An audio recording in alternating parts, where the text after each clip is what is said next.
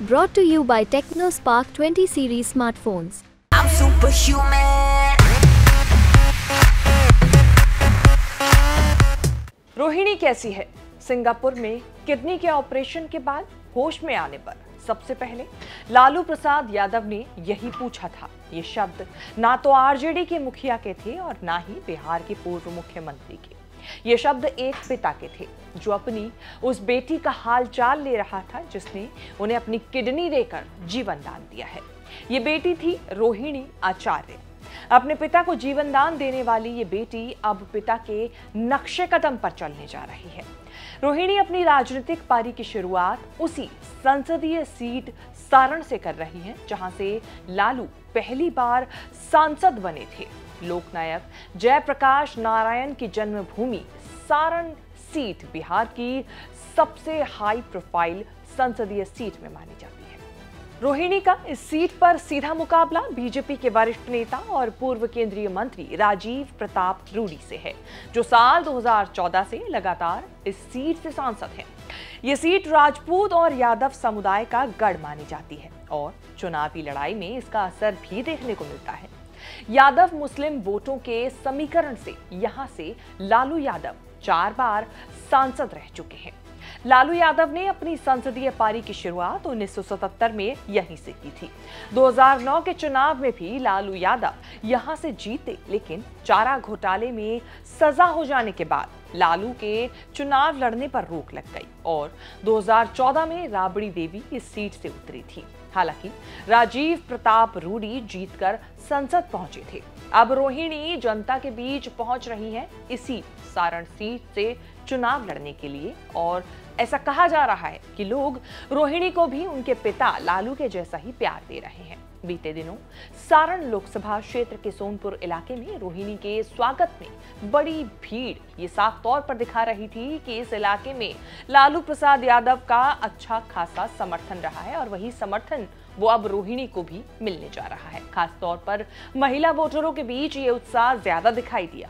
Saran seat के लिए जब रोहिणी का नाम फाइनल हुआ तब बिहार के उप मुख्यमंत्री और बीजेपी के नेता सम्राट चौधरी ने कहा था कि लालू प्रसाद यादव ने किडनी के बदले सारण सीट बेच दी।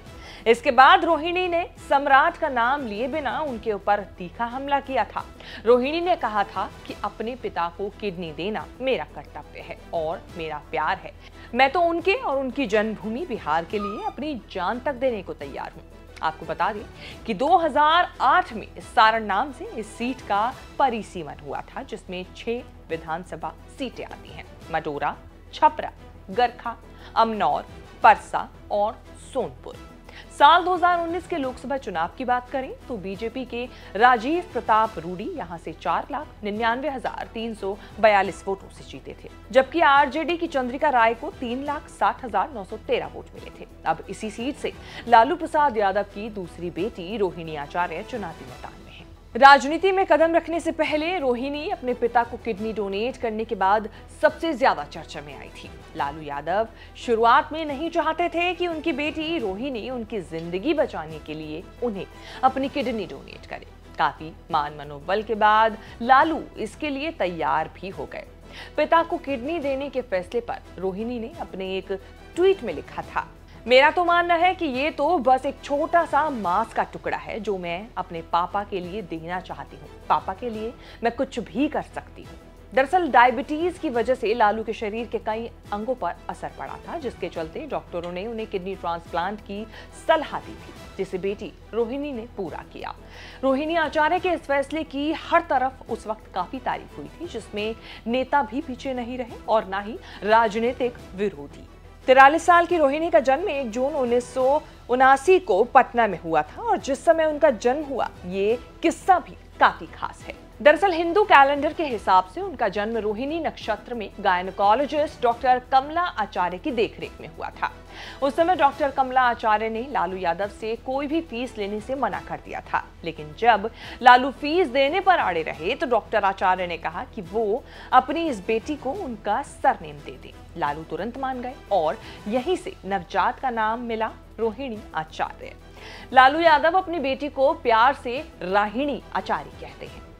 रोहिणी ने जमशेदपुर के एमजीएम मेडिकल कॉलेज से एमबीबीएस किया हुआ है। हालांकि उन्होंने कभी भी डॉक्टरी की प्रैक्टिस नहीं की। रोहिणी की शादी एमबीबीएस की पढ़ाई के दौरान ही हो गई थी और ये पढ़ाई उन्होंने बाद में पूरी की। रोहिणी की शादी 24 मई साल 2002 को समरेश सिंह से हुई थी। वैसे बता दें कि रोहिणी आचार्य की शादी के वक्त भी काफी विवाद हुआ था। कहा जाता है कि उस समय लालू के रिश्तेदारों पर आरोप लगा था कि उन्होंने बारातियों के लिए शोरूम से जबरन गाड़ियां और सोफे उठवा लिए थे। हालांकि इस बात में कितनी सच्चाई है, न्यूज़ तक इस बात की पुष्टि नहीं करता है। बात करें समरेश सिंह की, तो वो सिंगापुर में ही आईटी सेक्टर में नौकरी करते हैं, सॉफ्टवेयर इंजीनियर हैं। समरेश सिंह के परिवार का राजनीति से कोई संबंध नहीं है।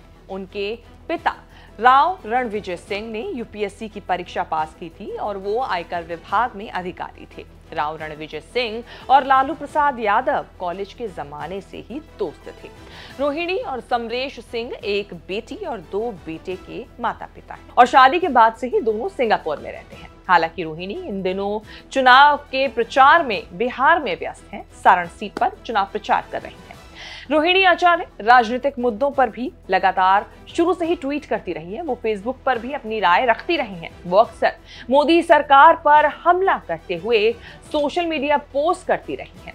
अब विश्लेषकों की माने तो भले ही रोहिणी आचार्य राजनीति में नई हैं, लेकिन वो राजीव प्रताप रूडी को कड़ी टक्कर दे सकती हैं। राजनीतिक विश्लेषक बताते हैं कि रोहिणी को लेकर क्षेत्र के लोगों में काफी उत्साह है। रोहिणी युवा है और पढ़ी लिखी भी है, तो युवा उनकी तरफ देख रहे हैं। पिता लालू प्रसाद यादव का बनाया हुआ वोट बैंक भी उनके पास है। ऊपर से जातीय समीकरण भी रोहिणी के साथ है। इन सबके बीच जो बात रोहिणी यादव के पक्ष में जाती है वो है पिता लालू यादव को अपनी किडनी देना। इससे उन्हें लोगों की सहानुभूति मिली है। अगर वो चुनाव जीत जाती है तो इसमें कोई हैरानी नहीं होगी। वैसे आपके हिसाब से सारण सीट से रोहिणी आचार्य चुनाव जीतेंगी या नहीं, आपकी क्या राय है? कमेंट करके जरूर बताएं। ये वीडियो आपको कैसी लगी, ये जानकारी आपको कैसी लगी, ये भी बताना ना भूलें। और इसी तरीके की वीडियोस आगे भी देखने के लिए, लोकसभा चुनाव की हर तरीके की कवरेज से रूबरू होने के लिए आप बने रहिए न्यूज़ तक के साथ। हमारे चैनल को सब्सक्राइब जरूर कर ले ताकि आगे आने वाले समय में आपसे हमारी कोई वीडियो मिस ना हो। नमस्कार।